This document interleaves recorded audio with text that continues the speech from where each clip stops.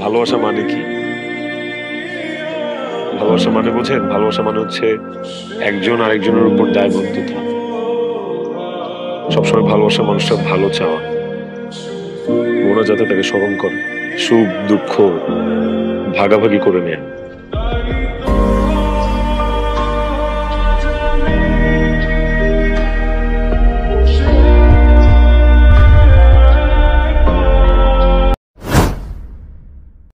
ভালোবাসা মানে কি?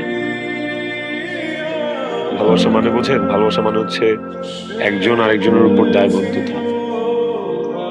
সবসময় ভালোবাসা মানুষটা ভালো চাওয়া। মনে যাতে তাকে স্মরণ করে। সুখ দুঃখ ভাগাভাগি করে নেয়া।